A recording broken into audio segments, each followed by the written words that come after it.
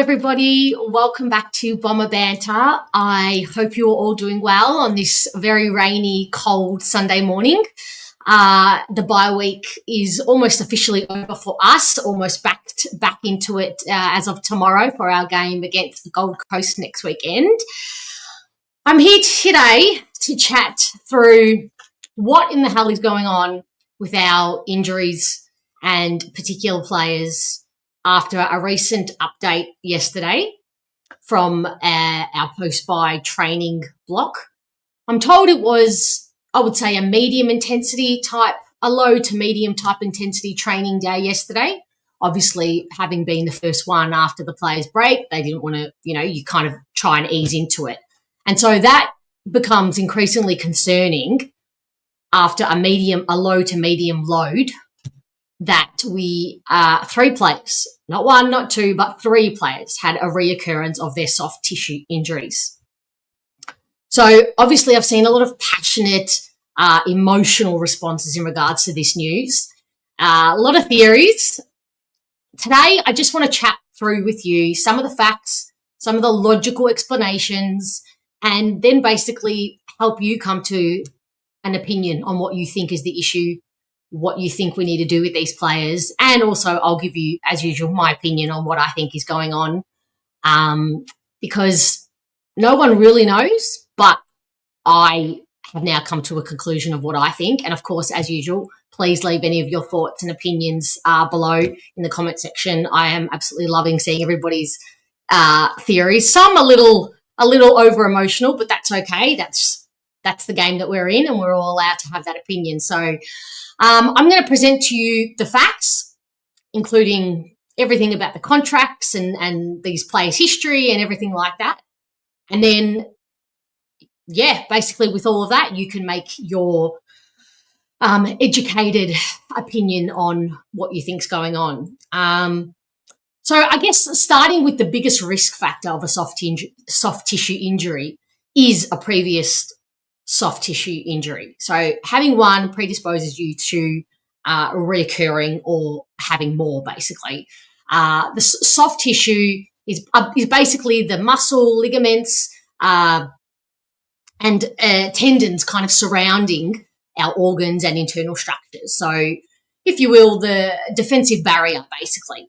And so as athletes, you can imagine the trauma and load and weight that they put on their tissue and their muscles and their tendons with, being a sport that is combative and, really heavy loads in terms of the physical element, but also, the amount of running that these players do on a regular basis. So, it also comes into factor the biological healing abilities of each individual player. As you know, we're all different in terms of our biological makeup. Some of us have greater healing capacities than others.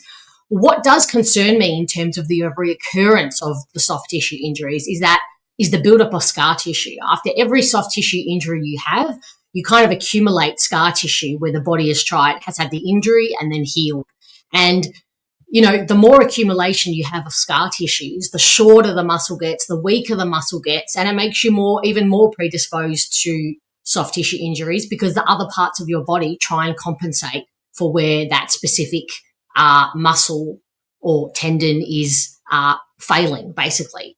And so having an accumulation of soft tissue injuries reduces flexibility, mobility, and it just, it blood flow, all other kinds of things. And it's not a great thing. As you know, a lot of players in the off season will have a clean out of built up scar tissue in order to allow their body to regenerate. So I wonder whether they're actually considering this with some of these players who have had all of these recurring injuries that keep happening, because to me, that's a bit of a sign. So, all right, let's start to go through some of the players in question. So let's start with Kyle Langford. He turns 29 by the end of this year, debuted in 2015. He's only managed 6 games so far this season. Round 11 was when he last played. Now, only last year and 2023, he played every game. So think about that. last year, 2024, he played every game. And the year before, he had his probably career best season in the AA squad, runner-up in the Crichton, kicked 50-plus goals. So that was just 2 years ago, including last year, not one setback. To me, that says durable. 2022 was the year where he only managed 9 games. Bad hamstrings kept him in and out of the side that year. And so that was your first kind of red flag, basically. But then he went on to play 2 full seasons, not just getting out on the park, but actually having great seasons, 2 full seasons uninterrupted. So it's very confusing that all of a sudden now his body is not rehabilitating and healing from his soft tissue injuries. So we all know in round 1 against Hawthorn, he was bending down at speed to pick up the ball, a ground ball, and tore his hammy. That kept him out until the dream time. Until how long did that keep him out for? Maybe a couple of games, because then in the Dreamtime game he did his quad, which is what he has re-injured yesterday at training. Now, we don't know the severity of it. Maybe he just felt something and they're just reporting it as awareness and he's going to have a scan. Who knows? But the fact that he's re-injured it after a bye week where who knows what their load was or their training was during the bye week, but he's been off, obviously. And then as soon as they're reloading in a football sense, and as soon as he's reloaded in training, a full training capacity, he's had a reoccurrence of that. And what worries me about Langford mostly is that, to his admission last month in an interview, they were taking an ultra-conservative response with his squad because of his hammy issues, his past hammy issues from 2022, which kept him out for most of that season. Well, half of that season, not most, half of that season, and then his hamstring from round 1. Now, in round 1, I could kind of, the way he did his hamstring, I looked at that and I would say that any person who's doing a hamstring, it was quite a severe, really elongated action that he did. It wasn't just a running, or jogging and he pulled up, or he was jogging at pace. He was actually at pace and bending down at the same time. So that kind of, it wasn't a shock to me that he did it, but that the rehabilitation from that hamstring, it's screaming to me that it was not done properly. It was not done. And I'm not blaming Kyle. I'm blaming the conditioning. I'm blaming the rehab program, the recovery program from as he's loaded back up. So, okay, so he's contracted until the end of 2027. In 2022, in the year that he had the hamstring issues, that's when we signed him to 4 years. And then last year, we extended him an extra year, which to me, I'm going to preface this by saying I don't buy into the contract shit. I really don't. I know Kane Corn has a big issue with it, Kane Corns, but to me, which player, as if players are kept to their contracts these days, I really don't buy into that too much, because the clubs are forecasting the future of the team, the makeup of the team. They're forecasting how much money they'll have. Is it going to be more expensive to keep them if we have to extend them in 2022? Is it a risk at this point in time? Well, prior to 2022, he didn't really have that many soft tissue injuries. So at that point in time, hindsight is fantastic. But in 2022, when we signed him, it wasn't a big deal to sign him for 4 years. Last year, coming off an incredible season in 2023, it was smart to extend him a year because it looked like he was holding up. So I don't buy too much into that. The club clearly have a plan, and I'm going to outlay a bit of the plan here. So confirming again, his contract takes him to 2027 when he is 31 years old. All right, the next player, Darcy Parish. He's 27 years old currently. He's only managed 3 games this season, debuted in 2016. He had a back injury, a debilitating back injury, which kept him out pretty much of all pre-season. And then he did his calf as he started to reload and get back into any form of movement and an aggressive kind of chance at an aggressive, I guess he pushed really hard to try and get back into a high level of training and did his calf. So when the back kind of healed, the calf went. In 2024, last year, he struggled with hamstring issues and only managed 12 games. But in 2023, 18 games. In 2022, 16 games. In 2021, 23 games. So again, there's not a huge pattern here aside from last year where 12 games, half a season we got out of him, and arguably did we get the best out of him? Who knows? So again, not a huge issue with giving contracts when the contracts were given. He is probably the one in the most combative position on the ground out of all these players who worry. Given he's an inside mid, his body is accumulating a lot of hard hits, trauma, and he's probably putting his body through a lot more than the rest of these players are. So he's redone his calf yesterday, apparently, at training, which is what he did when he tried to get back at the start of the season. So now he's interesting because he plays 3 games, pulls up apparently fine, goes on the bye, and then comes back for a training session, a 1-week bye. Who knows what he did in that bye, but was fine, pulling up after everything he did in the bye. Then comes back, has 1 training session at the hangar yesterday, and has potentially redone a calf. So that's interesting that post-game, a week ago, he's fine, and then he's coming and he's, again, that's a pattern for me, and I'll go through that later. He's contracted until 2029, where he will be 32 years old. The contract was done in 2023, and he was given 6 years. Now, in 2023, he played 18 games. Again, not a crazy contract to me, given he was hitting free agency. All right, now moving on to Redman. Mason Redman is 28 years old in a couple of months. He has done a hamstring, apparently, yesterday. Whether it's awareness, whether it's just a tinge, whether it's a couple of weeks, who knows? What took him out originally in round 12 was his calf. Since 2021, he's played almost every game since. So, again, durable. That's 4 seasons where he's played most games. Last year, he only missed 2 games with hamstring awareness, it was called, and that was in round 13 and 14. So, again, not huge issues, not extreme issues coming back from injury, not extreme history of soft tissue injuries. It's the reoccurrence.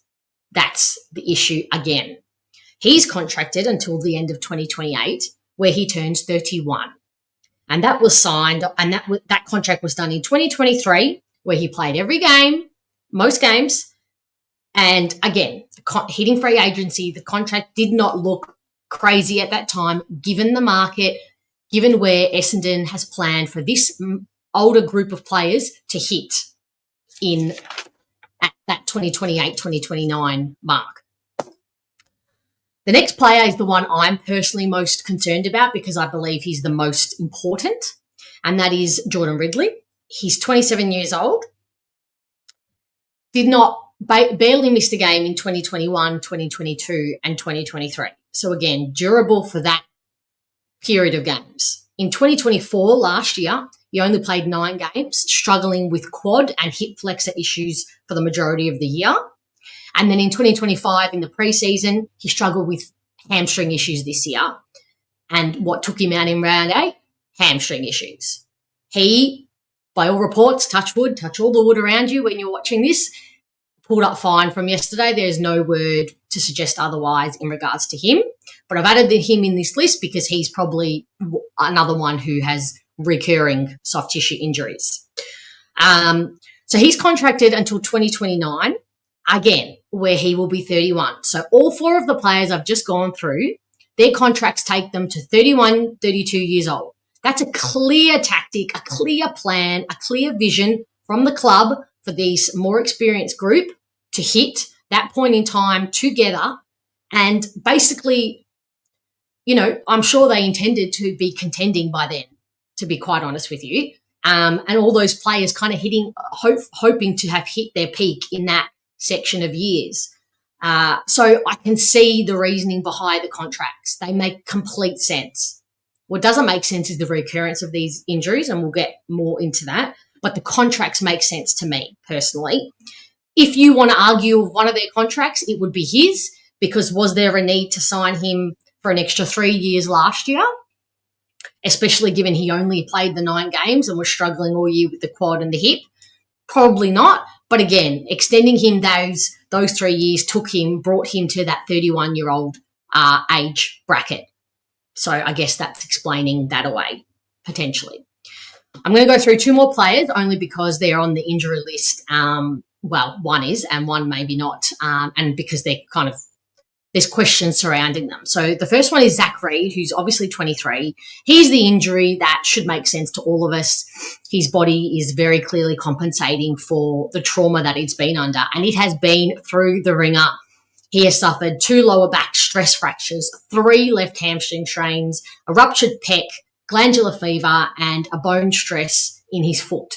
So, when your body's compensating, it basically finds the weakest point in your body, and then asks it to do more than what it should and what it needs to, which, understandably then breaks itself down. So unfortunately, his left hamstring is what went for him in also the Dreamtime game, I believe. Now, we all know that he and Jordan Ridley went to Qatar to a sports medicine centre in the off-season. They worked with Dr. King, and the centre's basically a high-end screening and strength clinic, basically. What came out of that was that his left hamstring was significantly weaker and shorter than his right. Last month, in an interview, he said that so basically that doctor sent him Rids back with a really in-depth strength conditioning program. And last month, when Reid did an interview, he said that he recently had a full-body scan, which showed his left and right hamstring were both at the same strength, same length. So wonderful. But then in the same month, a couple of weeks later, his left hamstring goes again. So what does that mean? Does the full body scan mean F all? Is it just, who knows? I have no answer to that, to be quite honest with you. And I feel so bloody sorry for him, because he would have had that scan, that relief, and finally psychologically having a bit of trust in his body, and then his left hamstring, which was the problematic one, goes again. Again, all reports are that he pulled up fine yesterday and he's right to go. Let's hope that information stays the same. The last player I'm going to touch on, only because the club is not touching on him at all, is Ben Mckay. TBC next to his name on the injury list for consecutive weeks now, or multiple weeks now, actually. We all know that he had the ankle issue in the preseason, which kept him out for the majority of the preseason. And then last month, he had a plantar plate rupture in his foot from being trodden on. Now, initially they said that they aimed for him to play post-bye. However, last month, at the start of the month, actually this month, so 3 weeks ago basically, he had not, in a report, they said he has not started running. So I think a post-bye return is very, very unlikely, as in the first game post-bye is very unlikely. I didn't know much about this injury, I'll be honest, but from what I can understand, generally the recovery to be pain-free is anywhere from about 6 weeks to 3 months. So that in itself is a great amount of time, and full recovery up to 6 months. Now, that might be for the ordinary everyday person, not necessarily for an athlete who is committing every single day to rehabbing himself. So those numbers could be decreased and tightened.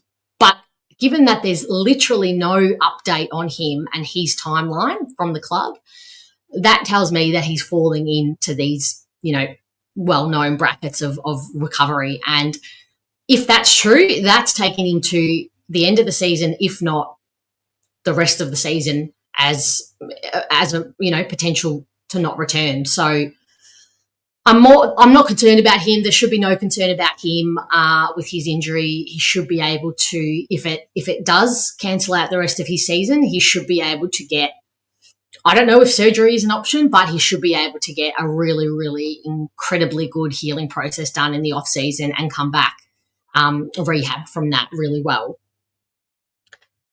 So what does all that information tell you? Does that give you any more of an insight into any of these players' issues or your opinion on where you see these players? I know a lot of the conjecture is, and a lot of the initial shock and disappointment is trade these players. Oh, now we can't get them on the park because we can't get, they're not going to up their trade value. We can't get them on the park to actually help these younger boys and to help the team.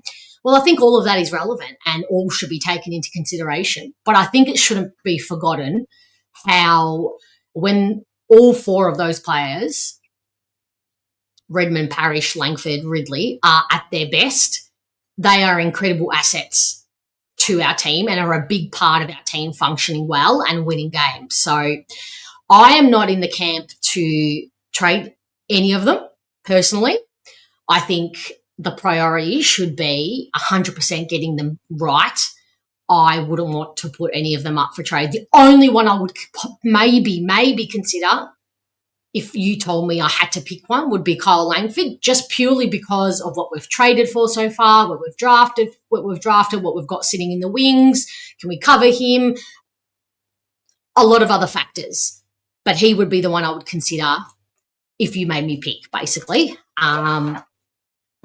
My personal opinion is it's not the players here. It's not bad luck. It's not a evil spirit at the hangar. It's not a black cat. It's not the surface at the hangar. My opinion, and it's purely conditioning. It's the high performance team.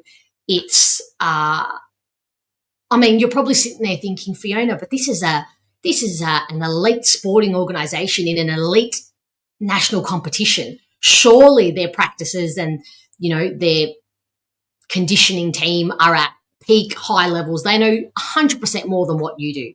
Well, yeah, that's what I would assume and expect. But the evidence here is showing me differently. And I did a bit of a deep dive into every other team's injury list. And whilst they do have some soft tissue injuries, there's only one or two clubs that have a player with significantly reoccurring soft tissue injuries. The one that stood out the most for me was Adam Treloar from the Dogs, who has done his third calf this season, struggled with a calf last season. And so he's the one that stood out for me, but no other club has more than 2 to 3 soft tissue reoccurring injuries to significant players. So that tells me that is evidence. That is logical, hard, theoretical evidence that something is falling down in one of the 3 pillars that you need for a really top-end elite conditioning system.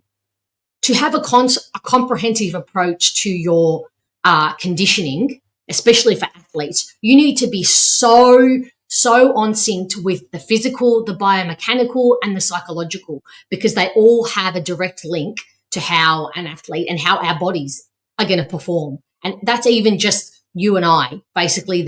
Even if you go for a run or go to the gym, or all 3 of those things have to be in sync and have to be at really healthy levels in order to succeed, in order for us to get the best out of our bodies, really. And especially for athletes, it needs to be scrutinized. This needs to be gone through with a fine-tuned comb. Is the nutrition, are they taking the vitamins and minerals that they need to help aid their body in healing? We're all, as mentioned before, we're all so different in terms of our healing mechanics and our healing abilities. Vitamins and minerals can actually aid. Again, I feel stupid saying these words because I would just assume that this is a top priority at a football club. And Brad Scott must be so frustrated because he has to trust in the department. He can't be micromanaging it all. It's too much. He has to trust in his various departments to be absolutely nailing their sections. And he must feel like he has a half-empty crayon box, but all he's got in the crayon box at the moment is the grey, the brown, maybe a dark blue, and a black. He's not being allowed to use his full crayon box because the strength and conditioning department is falling down at this minute. The other thing that, you know, you all know I love, is the psychological part of it. The anxiety around doing injuries, and when you start to redo injuries, your subconscious brain automatically has a fear that you're going to redo an injury. Now, we saw that with Zach Reid in the beginning, and his was obvious because he has gone through all of what he's gone through, as mentioned before. But maybe these players now have a part of their brain that is worried and full of anxiety that a re-injury is going to occur. And, you know, that's getting in the way of some of their movement patterns. It's not uncommon and it's not unusual. It's probably a very appropriate psychological approach and reaction to recurring injuries. So are the club doing the most they can to support them psychologically? I always think back to Zach Merritt and Peter Wright in these situations, how they always throughout their career have come back early from their injuries. And now I get it, very different injuries, comparing oranges and apples. But I know for a fact that those two are so incredibly diligent and go above and beyond in everything they do to get back to playing football and good football. And so are these group of players doing that much? Do they know? Have they been educated about that much? Zach Merritt is just one person. It's hard for him to relay all that information to these players by themselves. And to a certain degree, he should expect that those 4 players know what to be doing to get the best out of their bodies. So anyway, I might leave it there. Lots of questions. What do you think? Player, conditioning, or something else? Surface? The argument with the surface is I feel better knowing that the club resurfaced the hanger a couple of years ago or last year. I don't think that the Bulldogs surface or St Kilda surface or North Melbourne surface is any better than ours. So I don't think it's the surface. The club obviously haven't come out and said they're doing a review of the conditioning department, but I would be shocked if they're not. So just take some solace in the fact that, you know, Brad Scott will be demanding. We know who he is as a person. He will be demanding. He will be wanting his empty crayon box to be full again, and he knows that he's not being able to get the best out of this list because the crayon box is empty, and he will be demanding a review of these injuries and a really aggressive deep dive into why they're occurring and how to prevent them occurring in the future. So just take solace in that the club is most likely doing everything they can at this point in time. And I mean, there's only so much you can do in the middle of a season, but I dare say post-season there's going to be a bit of a shake-up. That's just, anybody can see that coming.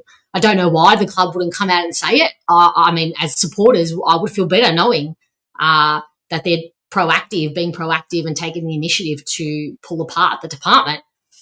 I don't know why, but it's under wraps potentially. I don't know, but the media have obviously got hold of it anyway. So I'm sure it's only weeks away that the club come out and confirm it. But anyway, hope you all enjoyed this little video. Hope I gave you a bit of clarity, if not just another way to suffer together, to cathartic together, basically. Back to normal scheduling this week, or next week, I should say. You'll get your Fiona's forecast for our Gold Coast game Tuesday night, Thursday night team selection, and then the fan cam. So as usual, thank you everybody for all the support. It's been absolutely incredible.